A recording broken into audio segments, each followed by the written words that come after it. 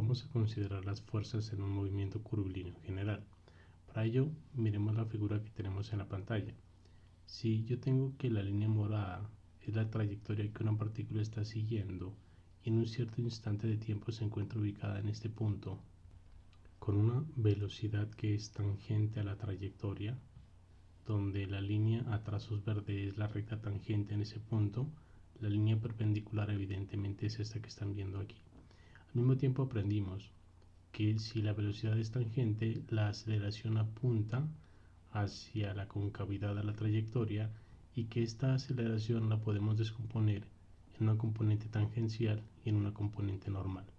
Por otro lado, de acuerdo a la segunda ley de Newton, la fuerza es igual a la masa por la aceleración, entonces la fuerza es proporcional a la aceleración, lo que indica que va a estar apuntando en la misma dirección de la aceleración y también la vamos a descomponer en una componente tangencial y en una componente normal. Y ya hemos demostrado que la componente tangencial de la fuerza, que sería la masa por la aceleración tangencial, es igual a la masa por la derivada de la velocidad con respecto al tiempo. Realmente aquí es la magnitud de la velocidad, mientras que la fuerza normal es igual a la masa por la aceleración normal, que va a ser igual a la masa, y la aceleración normal recordemos que es la velocidad al cuadrado sobre el radio de giro. Estos últimos términos los demostramos cuando miramos la clase de movimiento curvilíneo en el estudio de la cinemática, para lo cual os remito al video correspondiente. Entonces, si nosotros recordamos, la fuerza tangencial es la responsable del cambio en la magnitud de la velocidad, mientras que la fuerza normal es la responsable del cambio en la dirección de la velocidad en sí. Por definición, tenemos por otro lado que la fuerza es igual a la derivada del vector momentum con respecto al tiempo, y esto corresponde a las traslaciones. Recuerden que esto es una definición, pero al mismo tiempo viene siendo la segunda ley de Newton. Entonces esto nos lleva a una pregunta. Si yo sé que para las rotaciones el equivalente a la fuerza es el torque, que se definía como R cruz F, entonces si en las traslaciones esa fuerza se relaciona con el vector momentum, ¿cuál vendría siendo su equivalente para las rotaciones? Para responder a eso, vamos a hacer una definición. Definimos el momentum angular o momento angular con la letra L como un vector que se define de esta manera, como el producto cruz entre el radio vector con el momentum, que normalmente lo hemos llamado lineal. Entonces estamos definiendo una nueva cantidad física cuya definición vamos a ver que es más que todo por conveniencia, porque va a generar muchas similitudes entre el movimiento de traslación y el movimiento de rotación. Bueno, aquí pues recordamos que la definición de momentum es masa por velocidad, porque vamos a tener que usar esta definición en muchas ocasiones más adelante. La idea entonces basada en esta definición es que si yo tengo en un cierto plano una partícula que se mueve en esta trayectoria que he pintado en rojo, hay en algún lado un origen, un sistema de referencia de radio vector R, la velocidad sabemos que es tangente a la trayectoria y la fuerza apunta hacia la concavidad de la misma. Entonces, el momento angular siempre va a ser perpendicular al plano en el que se encuentren R y B. ¿Por qué R y B? Porque tenga presente que la definición de L es R cruz P y el producto cruz, su resultante, siempre es perpendicular a los dos vectores, pero al mismo tiempo el momentum es proporcional a la velocidad, o sea que en el plano donde esté el momentum es el mismo plano donde está la velocidad. Quiere decir aquí que si aquí está la velocidad, el momentum va a estar en este mismo plano, en esta misma dirección, y por ende R y P o B deben ser los dos mutuamente perpendiculares al momento angular, que es lo mismo decir, el momento angular siempre va a ser perpendicular al vector R y al vector B. Un caso muy especial pues es el del movimiento circular, en el que es casi evidente la situación. Mire que para el movimiento circular R y B son mutuamente perpendiculares, y si hacemos el producto cruz entre R y B, que es equivalente a hacer el producto cruz entre R y P, entonces el momento angular va a ser perpendicular al plano donde se encuentra la circunferencia. Y si nosotros recordamos nuestra clase de cinemática, pues la velocidad es igual a la velocidad angular en producto cruz con r, y como r y b son mutuamente perpendiculares, pues la magnitud de la velocidad simplemente es omega por r, porque recuerde que aquí aparecería el seno del ángulo que están haciendo ellos dos, pero ese ángulo es de 90 grados como vemos aquí, y seno de 90 da 1, por eso simplemente la magnitud es omega por r. Y si usamos la definición de L, nos queda entonces que L es R cruz P, que en magnitud sería R por P, porque recuerde que P es masa por velocidad, y vuelvo al mismo argumento que acabo de dar aquí. Entonces simplemente es R por P, y al mismo tiempo P es la masa por velocidad multiplicando a R, que da mRB, y B es esta expresión que tengo aquí, omega por R. Entonces este R multiplica este R y me queda mr cuadrado por omega. O sea que la magnitud del momento angular en un movimiento circular siempre es m por r cuadrado por omega. Esta es una relación muy importante porque se va a estar utilizando mucho en problemas que se trabajan respecto al movimiento circular y en demostraciones que haremos más adelante. Entonces, asimismo, teniendo presente que si esto se cumple, entonces es evidente que se cumple también vectorialmente. Y para el caso del movimiento circular, pues tendríamos que el vector momento angular es igual a la masa de la partícula que está orbitando o siguiendo esa trayectoria circular, el radio de giro al cuadrado, que vendría siendo el radio de la circunferencia, y la velocidad angular, que también es importante tener presente entonces que en la misma dirección a donde está apuntando el vector momento angular es la misma dirección hacia donde está apuntando la velocidad angular.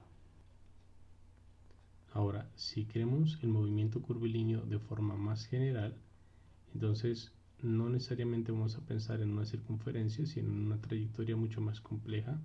Imagine que la línea morada es la trayectoria sobre la cual se está moviendo una partícula de masa m que en un instante de tiempo se encuentra aquí.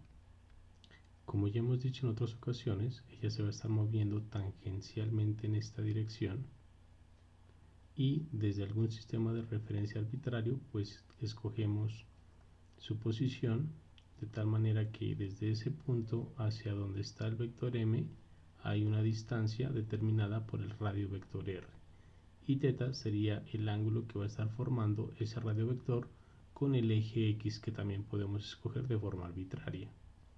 Por otro lado, ya dijimos que el vector L va a ser perpendicular al plano donde se encuentra el vector R y el vector B, dada la definición de L, que es R cruz P, que es lo mismo que tener M por R cruz B.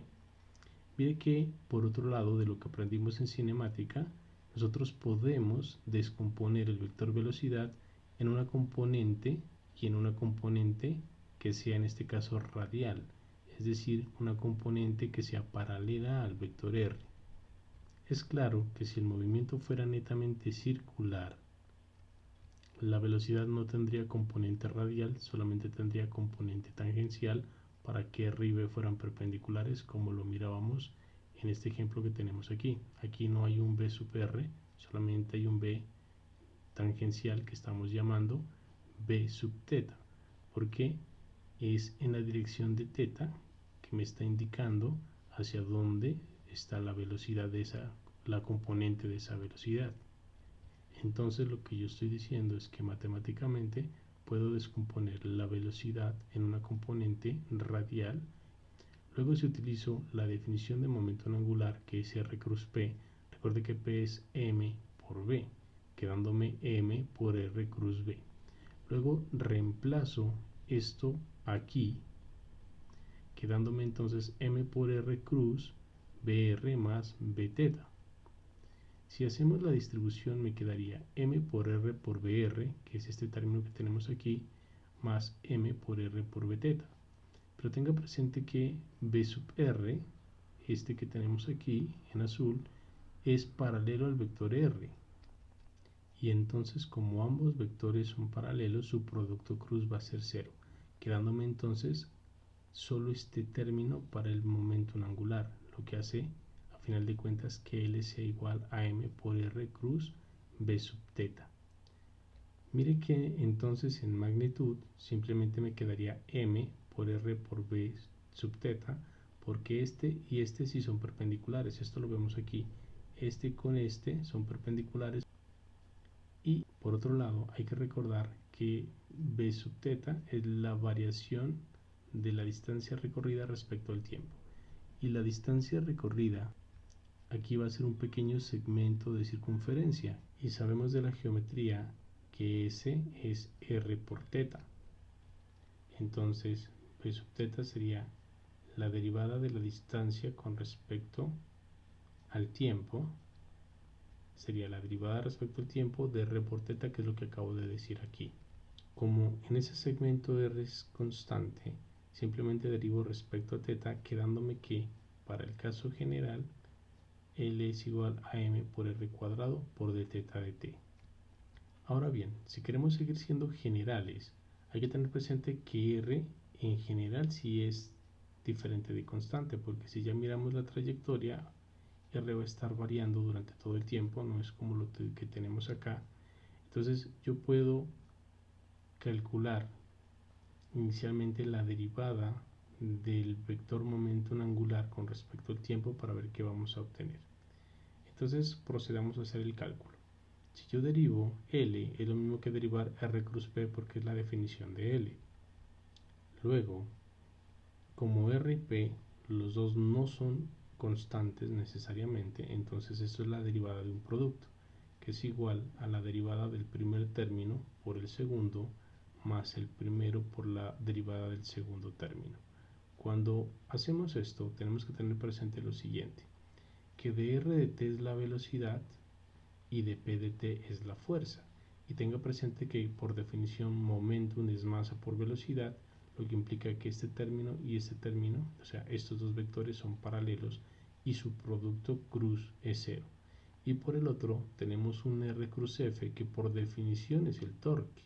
O sea que la variación del momento angular con respecto al tiempo viene siendo igual al torque, siendo esta la conclusión más importante en forma general. Por otro lado, observe la relación existente entre la traslación y la rotación. Tenemos que para la fuerza, la definición de la misma es la derivada del momentum con respecto al tiempo, que constituía la segunda ley de Newton. Ahora acabamos de encontrar para la rotación que el torque es la derivada del momento angular con respecto al tiempo, lo que nos permite apreciar la simetría entre las dos ecuaciones, siendo ambas entonces la segunda ley de Newton. Para el caso primero, pues sería para el movimiento de traslación y para el caso segundo para el movimiento de rotación.